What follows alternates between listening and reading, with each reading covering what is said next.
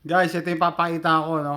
Finding honest reviews online Pakipaliwanag can be ano ang scientific rationale nito. Okay, balita. Yan ha. May gulo sa tondo. Rumble sa tondo to.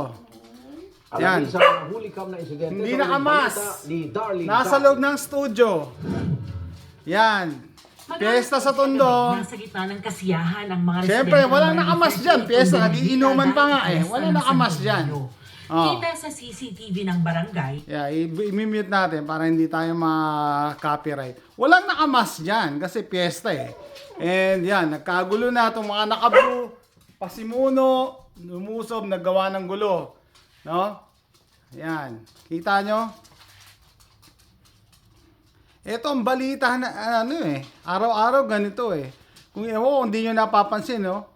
Programming to ng ano, ng media outlet, news outlet. Kita nyo? O ngayon, nung ini-interview na, nakamas na. sa ulo at paa, Tapos tignan nyo yung mask nila, mukhang bagong-bago. kasama siya sa grupong sinubog Bagong-bago ng mga yung mask nila, oh. lalaki. Bagong-bago. Duguan ng kanyang damit. Oh, at yan, sasaw mag-asawa si ini-interview, Michelle. nakamas. Kwento ni Pero the Michelle, rest, hindi nakamas. sila ng kanyang Bakit? mga sa tapat ng bahay nila. Hindi kaya binigay ng GMA7 yung mask bago interviewin?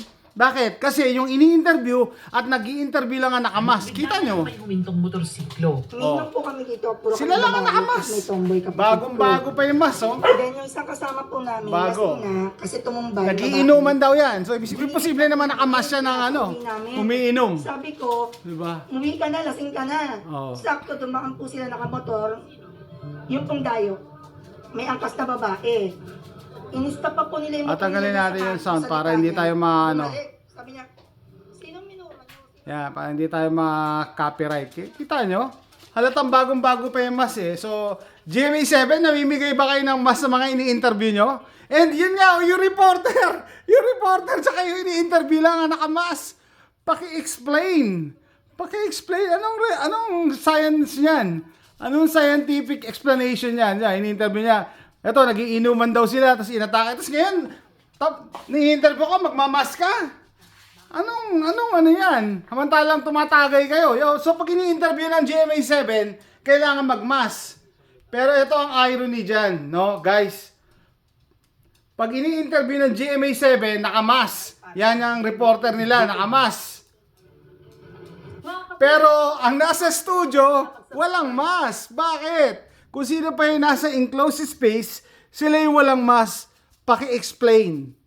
'Di ba? So nananakot na naman sila. Diyos ko po. Nagpapakalat na naman ng katatakutan. So mga tanga na lang maniniwala dito. Imagine niyo nasa studio walang mask. Pero yung mga nag-i-interview at ini-interview sa kalye, nagmamas. Bagong-bago pa yung mask. Malamang binigay ng GMA7. So, paki-explain yung kabobohan na to.